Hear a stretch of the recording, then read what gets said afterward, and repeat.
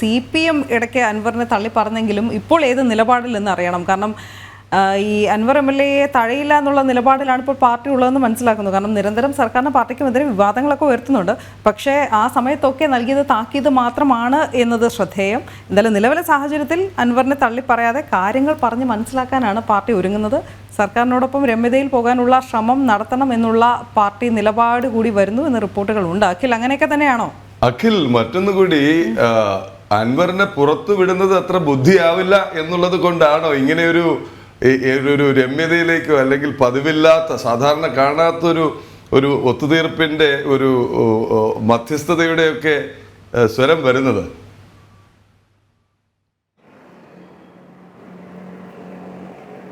അൻവറിന്റെ കാര്യം പറയുമ്പോൾ ഒരു പഴഞ്ചൊല്ലൂടെ പറയണ്ട, ഈ മധുരിച്ചിട്ട് തുപ്പാനും വയ്യ കച്ചിട്ട് ഇറക്കാനും വയ്യാത്ത അവസ്ഥയിലാണ് അൻവറിന്റെ കാര്യത്തിൽ CPM നിലവിലുള്ളത്. കാരണം അൻവർ മലപ്പുറത്തെ പോലീസിൽ നിന്നും ആരോപണം ഉന്നയിച്ചു തുടങ്ങിയതാണ്. അവിടെ നിന്നും ADGP MR അജിത് കുമാറിലെത്തി, പിന്നെ മുഖ്യമന്ത്രിയുടെ പൊളിറ്റിക്കൽ സെക്രട്ടറി P ശശിയിലേക്ക് എത്തി.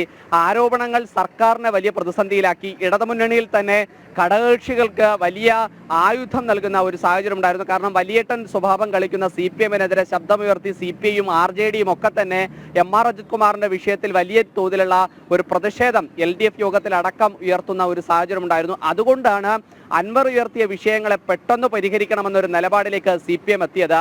അതുകൊണ്ടാണ് പരസ്യ പ്രസ്താവന നടത്തരുതെന്ന് താക്കീത് നൽകി CPM സംസ്ഥാന സെക്രട്ടേറിയറ്റ് തന്നെ ഒരു പ്രസ്താവന ഇറക്കുന്ന ഒരു സാഹചര്യം ഉണ്ടായിരുന്നത്. ഇതിനു മുമ്പ് CPM സംസ്ഥാന സെക്രട്ടേറിയറ്റ് പ്രസ്താവന ഇറക്കിയത് ഈ വീണ വിജയന്റെ മാസപ്പടി കേസുമായിട്ടാണ്. ഡയറക്റ്റായിട്ട് CPM സംസ്ഥാന സെക്രട്ടേറിയറ്റ് ഇത്തരത്തിലൊരു താക്കീത് അല്ലെങ്കിൽ ഒരു രമ്യതയുടെ ഒരു രണ്ടും കലരുന്ന ഒരു പ്രസ്താവന പുറത്തിറക്കുന്നത്. അൻവറിന്റെ കാര്യത്തിൽ ഇപ്പോൾ ആ തരത്തിലൊരു പ്രസ്താവന CPM ഇറക്കുന്നു. അതിനുശേഷം CPM-നെ വിനയപ്പെട്ടുകൊണ്ട് അൻവർ തന്നെ ഫേസ്ബുക്ക് പോസ്റ്റ് ഇടുന്ന ഒരു സാഹചര്യം ഒക്കെ തന്നെ ഉണ്ടാകുന്നു. പക്ഷേ അൻവറിനെ നിരീക്ഷിക്കാൻ വേണ്ടി മുഖ്യമന്ത്രി തന്നെ നേരിട്ട് ഇന്റലിജൻസ് വിഭാഗത്തെ ഏർപ്പെടുത്തുമ്പോൾ അതിനും മുകളിലാണ് അൻവറിന്റെ നീക്കങ്ങളെല്ലാം നടക്കുന്നത്. അൻവർ പല കാര്യങ്ങളിലും ഇപ്പോൾ ഒരു ശാന്തത പാലിക്കുന്നുണ്ട് എങ്കിൽ പോലും അൻവർ ഏത് ഘട്ടത്തിൽ പ്രതികരിക്കുമെന്നുള്ളത് CPM-ന്റെ മലപ്പുറം ജില്ലാ ഘടകത്തിനോ CPM-ന്റെ സംസ്ഥാന ഘടകത്തിനോ മുഖ്യമന്ത്രിക്കോ പാർട്ടി സെക്രട്ടറിക്കോ ഒന്നും തന്നെ മനസ്സിലാക്കാൻ സാധിക്കാത്ത ഒരു സാഹചര്യം കൂടി നിലനിൽക്കുന്ന ഒരു അവസ്ഥയാണ്. കാരണം അൻവർ പറയുന്ന കാര്യത്തിൽ അൻവർ പരസ്യമായി തന്നെ അങ്ങ് പറയുകയാണ്, അത് എടുത്തടിച്ചു പറയുകയാണ്. അത്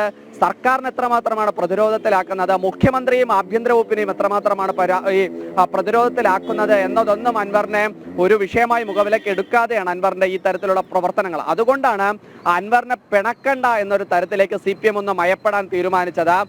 അങ്ങനെ അൻവറുമായി ഒരു സന്ധി ചെയ്ത് മുന്നോട്ട് പോവുക, ഒരു വെടിനിർത്തൽ കരാറിൽ ഒപ്പിട്ടുകൊണ്ട് അങ്ങോട്ടും ഒന്നും പറയരുത് അൻവറിനെ, അൻവർ ഇങ്ങോട്ടും ഒന്നും പറയരുത് എന്നുള്ള ഒരു യുദ്ധതന്ത്രത്തിന്റെ അടിസ്ഥാനത്തിലാണ് നിലവിൽ CPM ഇപ്പോൾ ഒരു നിലപാട് സ്വീകരിച്ചിരിക്കുന്നത്. പക്ഷെ പിണക്കി അയക്കേണ്ട എന്ന് തന്നെയാണ്.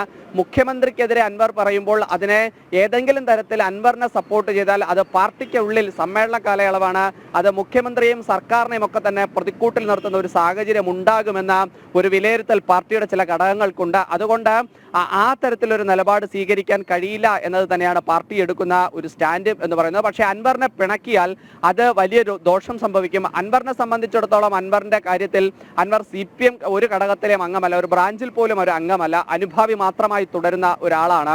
ചിലപ്പോൾ അൻവർ പോയാൽ അൻവറിനെ ഏതെങ്കിലും തരത്തിൽ പിടിച്ചു നിർത്താൻ കഴിഞ്ഞില്ല എന്നുണ്ടെങ്കിൽ അത് ചിലപ്പോൾ മലപ്പുറത്ത് ചില സമവാക്യങ്ങളിൽ ഉണ്ടാകുന്ന ഒരു തിരിച്ചടിയാകുമെന്ന ഒരു കണക്കൂട്ടൽ CPM-നെ സംബന്ധിച്ചിടത്തോളം ഉണ്ട്. അതുകൊണ്ടാണ് അൻവർ വിഷയത്തിൽ ഇത്തരത്തിലൊന്ന് മയപ്പെട്ടു പോകാൻ CPM ഇപ്പോൾ തയ്യാറെടുത്തിരിക്കുന്നത്. എന്തായാലും ഇന്ന് CPM-ന്റെ സംസ്ഥാന സെക്രട്ടേറിയറ്റ് യോഗമുണ്ട്. കഴിഞ്ഞ സംസ്ഥാന സെക്രട്ടേറിയറ്റ് യോഗം ചേർന്നിരുന്നില്ല. അന്ന് സെക്രട്ടേറിയറ്റ് യോഗം ചേരാതിരുന്നത് NV ഗോവിന്ദൻ സ്ഥലത്തില്ലാത്തത് കൊണ്ടാണ്. ഇന്ന് CPM സംസ്ഥാന സെക്രട്ടേറിയറ്റ് യോഗം ചേരുന്നുണ്ട്. ഈ സംസ്ഥാന സെക്രട്ടേറിയറ്റ് യോഗത്തിൽ ഈ കാര്യങ്ങളെല്ലാം തന്നെ വിശദമായി ചർച്ച ചെയ്യും എന്നതാണ് നമുക്ക് മനസ്സിലാക്കാൻ സാധിക്കുന്നത്. കഴിഞ്ഞ ദിവസങ്ങളിൽ മുമ്പ് 2 സെക്രട്ടേറിയറ്റിന് മുമ്പുള്ള സംസ്ഥാന സെക്രട്ടേറിയറ്റിൽ മുകേഷിന്റെ വിഷയമടക്കം അന്ന് ചർച്ച ഉയർന്നു വന്നിരുന്നു. മുകേഷിനെതിരെ ആരോപണം ഉയർന്നു വന്ന പശ്ചാത്തലത്തിൽ അന്ന് മുകേഷ് രാജിവെക്കേണ്ട എന്നതായിരുന്നു ഒരു CPM എടുത്തൊരു നിലപാട്. കാരണം പല UDF MLA-മാർക്കെതിരെയും ആരോപണം ഉയർന്നു വന്ന ഘട്ടത്തിലൊന്നും അവർ രാജിവെച്ചില്ലല്ലോ എന്നതാണ് അന്ന് MV ഗോവിന്ദൻ എടുത്ത നിലപാട്, CPM എടുത്ത നിലപാട്. അതുകൊണ്ട് പക്ഷേ ഇന്ന് അറസ്റ്റ് ചെയ്ത് വിട്ടയച്ച ഒരു സാഹചര്യം മുകേഷിന്റെ കാര്യത്തിലുമുണ്ട്. അതുകൊണ്ട് CPM-ന്റെ ഇന്നത്തെ സംസ്ഥാന സെക്രട്ടേറിയറ്റ് യോഗം ഈ കാര്യങ്ങളൊക്കെ തന്നെ വിശദമായി ചർച്ച ചെയ്യും എന്നതാണ് നമുക്ക് മനസ്സിലാക്കാൻ സാധിക്കുന്നത്. അൻവറിനെ തള്ളാനും വയ്യ കൊള്ളാനും വയ്യാത്ത അവസ്ഥയിലാണ് CPM മുന്നോട്ട് പോകുന്നത്. അൻവറിനെ തള്ളാനും വയ്യ കൊള്ളാനും വയ്യ. ഇത് തുടക്കം മുതൽ നമ്മൾ ഉന്നയിച്ച കാര്യമാണ്. എല്ലാ രഹസ്യങ്ങളും അറിയുന്ന, രഹസ്യങ്ങളില്ല എന്നൊന്നും പറഞ്ഞു കഴിഞ്ഞാൽ ഇപ്പോൾ ഏറ്റവും കടുത്ത പാർട്ടിക്കാർ പോലും വിശ്വസിക്കും എന്ന് കരുതാൻ വയ്യ. എന്തായാലും എല്ലാം അറിയുന്ന അൻവറിനെ പിണക്കാൻ വയ്യ. എന്നാൽ അൻവർ ഇപ്പോൾ അൻവറിന്റെ ചില താല്പര്യങ്ങൾ സംരക്ഷിക്കാൻ, അല്ലെങ്കിൽ അൻവർ ഉൾപ്പെടെയുള്ള ഒരു സംഘത്തിന്റെ താല്പര്യങ്ങൾ സംരക്ഷിക്കാൻ ഈ പാർട്ടി സാധാരണഗതിയിൽ വച്ചു പൊറുപ്പിക്കാത്ത ഒരു കാര്യമാണ് ചെയ്തത്. ആക്ഷേപങ്ങൾ ഉണ്ടാവാം, പരാതികൾ ഉണ്ടാവാം, വിമർശനങ്ങൾ ഉണ്ടാവാം. അത് പൊളിറ്റിക്കൽ സെക്രട്ടറിക്കെതിരെ ആവാം, ഉദ്യോഗസ്ഥർക്കെതിരെ ആവാം, ADGPക്കെതിരെ ആകാം, ആഭ്യന്തര വകുപ്പിനെതിരെ ആകാം. പക്ഷെ ഇതിൻ്റെ ഒരു സംവിധാനം അനുസരിച്ച് ഇത് ഒന്ന് പാർട്ടി ഘടകത്തിൽ, രണ്ട് മുഖ്യമന്ത്രിയുടെ പക്കൽ നേരിട്ട്. ഇത് അദ്ദേഹം അതല്ല ചെയ്തത്.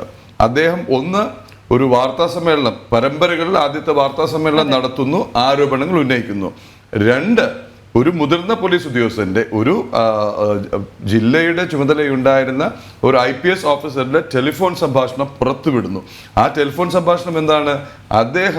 അദ്ദേഹത്തെക്കാൾ വളരെ മുതിർന്ന, അതായത് സംസ്ഥാന പോലീസിന്റെ 2ാം സ്ഥാനത്ത് നിൽക്കുന്ന ക്രമസമാധാന ചുമതലയുള്ള ADGPക്കെതിരെ ഗുരുതരമായ ആരോപണങ്ങൾ ഉന്നയിക്കുന്ന ടെലിഫോൺ സംഭാഷണം. അത് വ്യക്തിപരമായ സംഭാഷണമായിരിക്കും, എന്തോ ആവട്ടെ, അതിന്റെ മെറിറ്റിലേക്കൊന്നും കിടക്കാതെ തന്നെ അത്തരമൊരു ടെലിഫോൺ സംഭാഷണം ചോർത്തി പുറത്തുവിടുന്നു. അതിനുശേഷം പൊളിറ്റിക്കൽ സെക്രട്ടറി P. ശശിക്കെതിരെ വ്യക്തിപരമായി തന്നെ ആരോപണം ഉന്നയിക്കുന്നു.